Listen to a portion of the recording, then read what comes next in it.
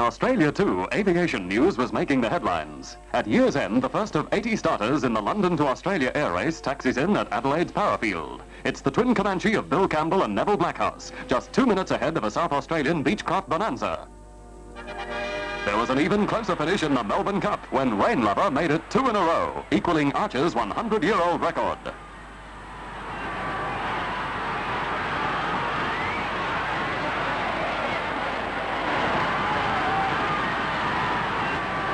Another record breaker on the track was champion greyhound Zoom Top. Now valued at around $100,000, she's widely acclaimed as our best racing dog ever. Top dog of the bantamweight boxers was Lionel Rose, but in only his second bout in the heavier featherweight division, Rose meets his match in Mexican Fernando Sotelo, and hopes of a title bout with Johnny Famechon go crashing. It's Lionel's first such indignity, but for the Australian Navy's flagship Melbourne, crashes are a far more common occurrence. While on exercises in the South China Sea, she plowed through the U.S. destroyer Frankie Evans, sending her to the bottom with the loss of 76 lives. A subsequent inquiry clears Melbourne and her crew. Clearing Sydney Harbour was the problem for 79 crews in the annual Race to Hobart. British yacht Crusade takes line honours despite the mild wind conditions.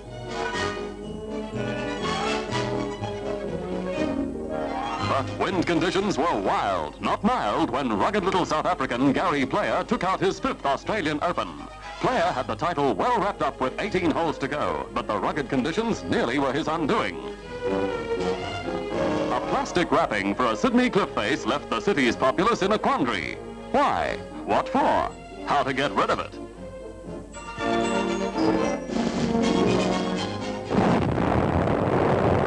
At Mount Newman, no problem too big for the big-time operators as opening ceremonies take place ahead of schedule, with a new Governor-General doing the honours. His appointment made one of Prime Minister Gorton's better days in a year of sex scandal and leadership struggle, which nearly caused a shock blowout of the Liberal government. Feed them to the lions was the Labour roar, and that's one of the few things our news-hungry cameras could not arrange. It was best foot backwards for Paul McManus when he set a barefoot world record of 33 minutes.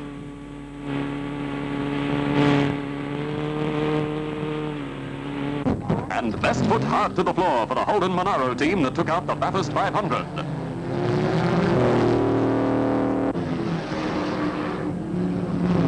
While their opposition burnt out rubber and brakes, the Monaros showed there was no luck in their victory the year before. And on the subject of luck, the year's most lucky escape was for the passengers of this Boeing, which sucked a flight of seagulls into its motors with near fatal results. But the decade ended with far more impressive aviation news.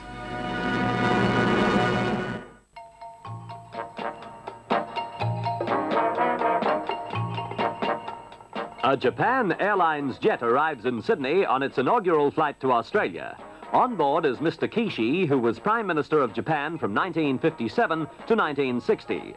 Among the other 80 VIPs are members of the Japanese Diet, the government, and the press. They're welcomed by the New South Wales Deputy Premier, Mr. Willis, and representatives of the federal government.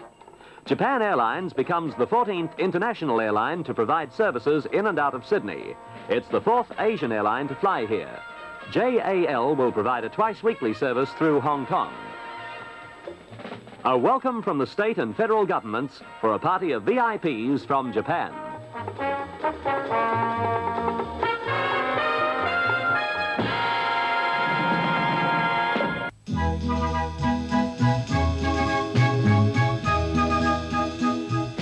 The Seahorse Inn at Boyd Town on the shores of Twofold Bay. It was built in 1843 for Benjamin Boyd's army of workers, friends, and the travelling public. Today it's almost all that's left of Boyd Town, the settlement its founder hoped would become the capital city of Australia. Once 500 people lived here, and Boyd began to build a whaling station and a seaport.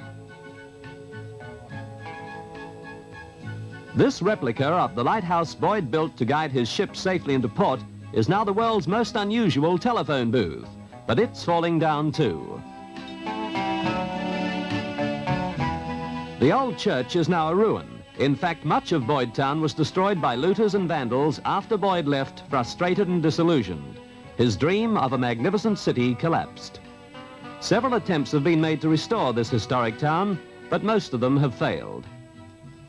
The graves of some of the original workers are now overgrown, and a few sheep graze nearby, probably descended from Boyd's original flock. Only one part of Boyd Town survives restored, the Elizabethan and Tudor structure of the Seahorse Inn.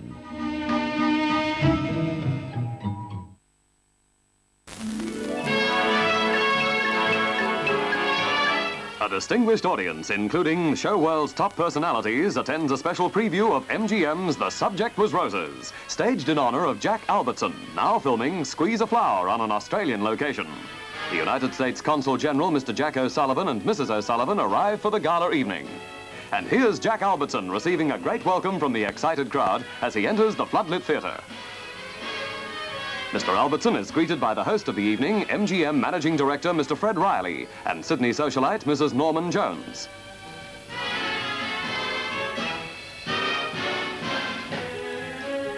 It's really a night of the stars as dozens of screen, TV, and radio personalities arrive for the preview. Tommy Leonetti and his wife Cindy, Hazel Phillips, Dave Allen and Rowena Wallace, and the international star Walter Chiari.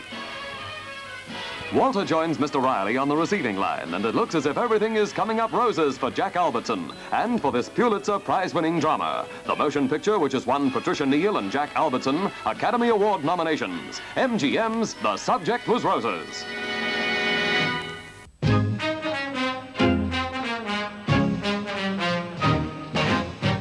Australia's apple production is increasing until now we produce 3 3/4 million bushels a year. Most of them come from Tasmania, with Victoria next, and then New South Wales. This orchard is at Orange in New South Wales, and it's owned by Alan Blake. He picks thousands of cases of apples every year. The types of apples grown vary from state to state and according to climate. In New South Wales, Granny Smith is the most popular variety, followed by Jonathan and Delicious. These have been grown under natural rainfall conditions, but some are produced in irrigation areas. There are 20,000 acres of apple orchards in New South Wales alone.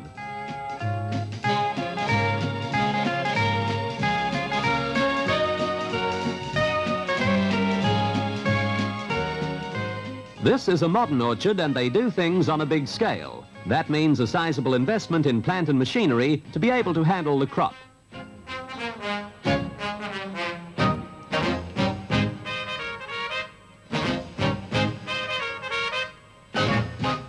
This grader cost $4,000, but it's the most modern type available. As the apples go through the first stage, the rejects are picked out. After this stage, it's all automatic, and the apples drop into different chutes according to their size.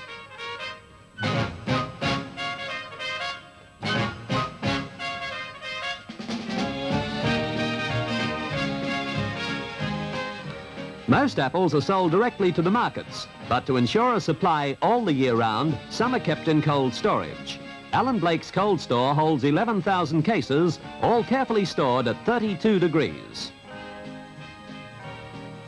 From the orchard to you, Australia's harvest of apples.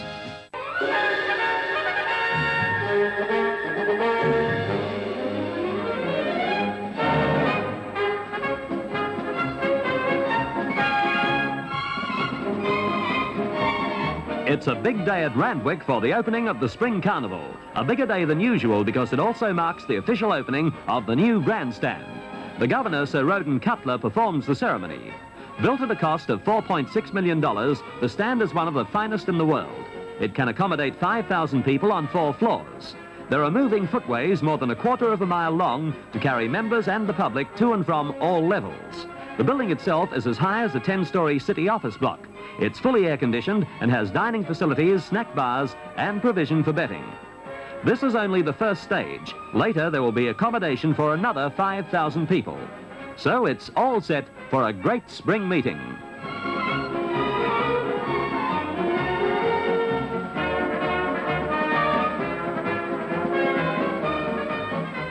Highlight of the opening day is the Derby, and betting is brisk. They're off. And it's a good start, too. There's a hurry-scurry to the first turn, and Flagrant soon gets to the lead, followed by Lowland Prince with Index close up next. Sunny Pintubi crosses fast to be next just ahead of Mountain Prince, with Divide and Rule perfectly placed. The favourite Portable gets a bump and nearly comes down. It's a costly blow to punters.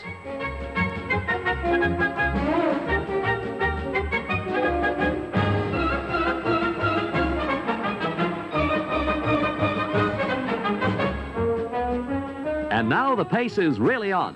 2 furlongs to go, and watch Divide and Rule move up and take over. Darby McCarthy sets the colt alight and it races clear. Sunny Pintubi challenges briefly, but Divide and Rule is in no danger. Gallicus and Mighty Concord are coming home well, but Divide and Rule is 5 lengths in front at the post. A clear-cut win in the AJC Derby.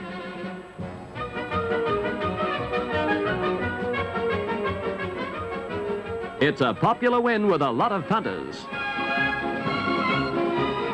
And those who didn't win can console themselves by studying form of a different kind. The girls are out in all their finery, even though rain threatens.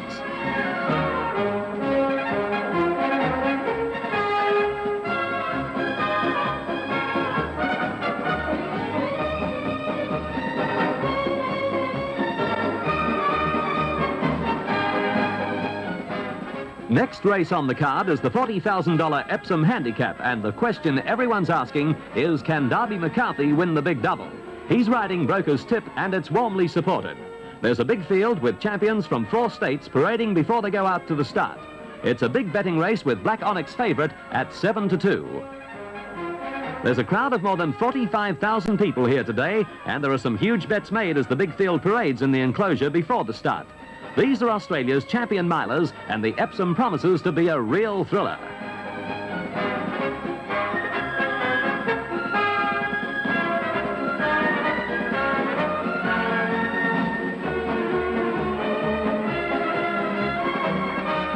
They're racing. A good start with Black Onyx, Broker's Tip, Mayo Gold and Rainbow King best to begin.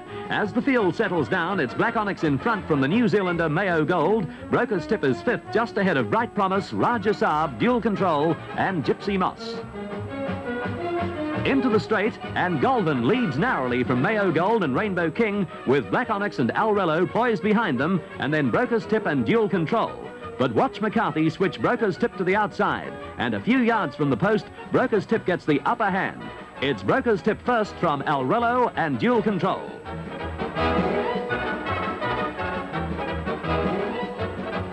Jockey Darby McCarthy has cracked the big double, the Derby and the Epsom. The boy from Cunnamulla in Western Queensland has brought in a total of $61,000 in prize money in 3/4 of an hour. No wonder he's happy.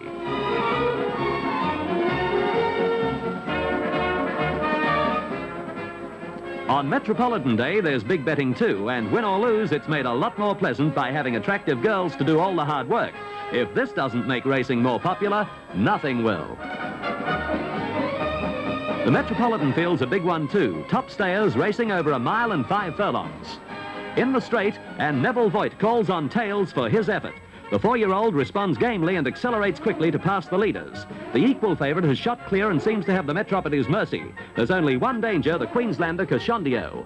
Here in slow motion is the thrilling final furlong of a great race. Tails seems to be weakening slightly, but the others can't catch him. Cashondio makes a great effort and Rad is finishing well, but Tails has the Metropolitan all sewn up. A great win for jockey Neville Voigt. Darby McCarthy is 3rd on Rad, and that's the luck of the toss. It came up heads for him in the Derby and Epsom, but in the Metropolitan it came up tails.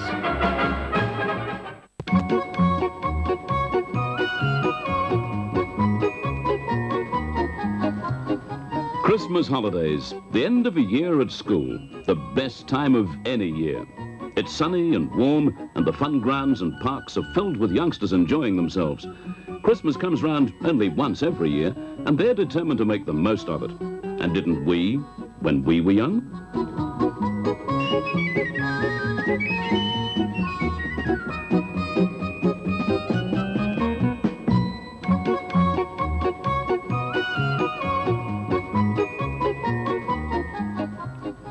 It's the time for Santa Claus, too. The time for giving and receiving presents. Christmas belongs to children, a time of happiness and surprises, wrapped in fancy paper and tied with tinsel. Ask Santa for something special and chances are you'll get it. And if you don't get it, surely it's not Santa's fault. Maybe he's just run out of stock for the time being.